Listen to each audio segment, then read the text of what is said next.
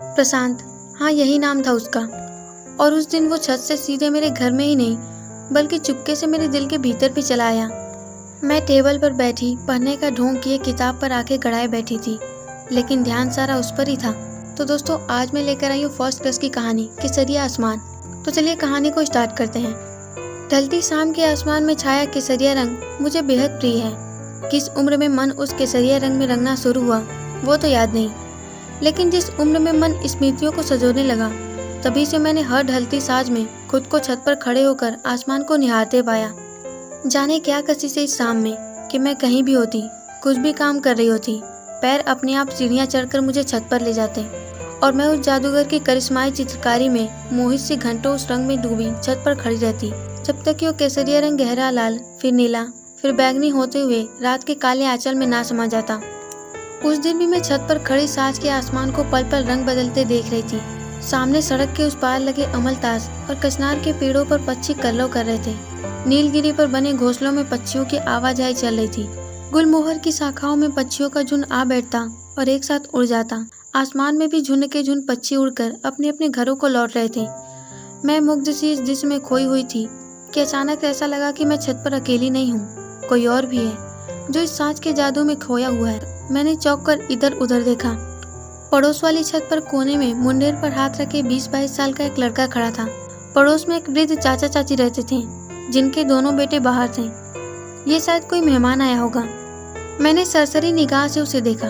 ऊंचा, पूरा साफ रंग, कनीने से सवरे बाल। आसमान में उड़ते पक्षियों को देखती उसकी नज़र अचानक से मुझसे टकरा गई और मुझे अपनी ओर देखता पाकर वो मुस्कुरा दिया। लेकिन मैं झेप कर फिर से आकाश को देखने लगी, लेकिन रोकने पर भी नज़र हर बार उसकी तरफ उड़ जाती और उसे भी अपनी तरफ देखता पाकर दिल धड़क उठता। घिरती रात में जब मैं नीचे जाने लगी तब मन आसमान के केसरिया रंग के साथ ही उसके चेहरे पर छिटके गुलाल में भीग चुका था। उस रोज अनायास ही कमरे में कदम रखते ही कदम आईने के सामने ठिठक गए और रात भर पूर्णिमा के चांद की चांदनी केसरिया रंग में लिपटी रही। दूसरे दिन शाम बड़ी देर बाद आई और दोपहर बड़ी लंबी लगी। मैं थोड़ा जल्दी ही छत पर पहुंच गई और आके सीधे सामने वाली छत पर टिक गई। वो भी वहीं खड़ा होकर इधर ही देख रहा था। मेरे पैर क्षण भर को कांप गए, धड़कनें अनियंत्रित हो गई। मैंने दृष्टि सामने वाले पेड़ों पर गड़ा दी, लेकिन मन उसकी ओर ही लगा रहा और तन उसकी नज़रों को अपने पर टिका महसूस करके रोमांचित होता रहा। मैं जानने को व्याकुल हो रही थी कि वो कौन है। दूसरे ही दिन माँ से पता चला वो चाची के भाई का बेटा है और प्रतियोगी परीक्षाओं के लिए यहाँ आया है।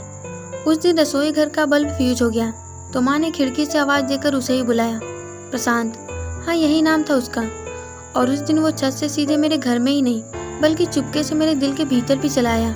मैं टेबल पर बैठी पढ़ने का ढोंग किए किताब पर आके गड़ाए बैठी थी, लेकिन ध्यान सारा उस पर ही था। बल्ब बदलने के बाद वो कमरे के दरवाजे पर क्षण भर को ठिठक गया और पूछा, क्या पढ़ती हो, किस ईयर में हो? मेरे हाथ पैर ठंडे पड़ गए। दिल इतनी तेजी से धड़कने लगा कि मुंह से बोल ही नहीं निकल पाए। माँ ने ही जवाब दिया, फर्स्ट ईयर में हूँ। तुम भी तो साइंस पढ़े हो, इसे केमिस्ट्री पढ़ा दिया करना अगर समय है 1 घंटा। मेरे मन की तो बिना मांगे मुराद पूरी हो गई और दूसरे ही दिन से वो रोज शाम को मुझे पढ़ाने आने लगा। दिन भर अपनी पढ़ाई करता, शाम के सिंदूरी एहसास को हम दोनों साथ में जीते और धुधुलका छाते ही नीचे आकर पढ़ाई में लग जाते। कभी जिद करके माँ उसे खाना खिलाकर ही मानती। यूँ भी जब दोनों घरों में पारिवारिक आत्मीयता थी तो वो घर के सदस्य जैसा ही था। वो पढ़ाता तो मुझे आधा समझ आता, आधा ध्यान उसमें रहता। कितना सौम्य, शांत, सुंदर था वो। आवाज विनम्र होकर भी गहरी थी। आंखें नीचे झुकी रहती मेरी, लेकिन उसके भाव कैसे कहाँ छुपाती। समझ तो प्रशांत को भी सब आ रहा होगा, लेकिन उसने कभी मर्यादा की सीमा का उल्लंघन नहीं किया। 18वें वर्ष में प्रवेश कर चुके मेरे मन के कुंवारे अनछुए भाव शेखर की आंखों में तैरते सिंदूरी डोरों से बन गए थे। मन अजीब सी रुमानियत की खुमारी में भीगा रहता। एकांत में मन करता कि उसके चौड़े सीने में अपना चेहरा छुपा लूं और वो मेरे बाल चलाता रहे। लेकिन आंखों से सब कुछ स्पष्ट कर देने के बाद भी शेखर की जुबान हमेशा खामोश रही और व्यवहार सदा मर्यादित। 4 महीने कब गुजर गए पता ही नहीं चला। प्रतियोगी परीक्षा खत्म होने के 2 दिन बाद ही उदास आंखों में तैरती नमी के बीच मुझे नजर भर देखकर वो चला गया और फिर कभी नहीं लौटा। बहुत दिनों बाद पता चला कि उनकी शादी उनके पिता ने बचपन में ही अपने दोस्त की बेटी से तय कर दी थी। छत पर बिल्कुल एकांत पलों में भी वो क्यों खुद पर इतना कठोर संयम रखते थे तब समझ आया। मेरा कोमल मन टूट गया। अक्सर छत पर उनका मुस्कुराता चेहरा और बोलती आंखें याद करके मैं रो देती। कैसे कहूँ कि उन्हें भी मुझसे प्यार नहीं था। लेकिन पिता के वचन के विरुद्ध जाने के संस्कार नहीं थे उनके। बरसों बीत गए, लेकिन आज भी मेरा पहला प्यार छत पर उसी कोने में मुस्कुराता खड़ा हुआ महसूस होता है। ढलती साँझ के आसमान के साथ ही मेरे मन का एक कोना भी प्रशांत के प्यार के केसरिया रंग में रंगा हुआ है।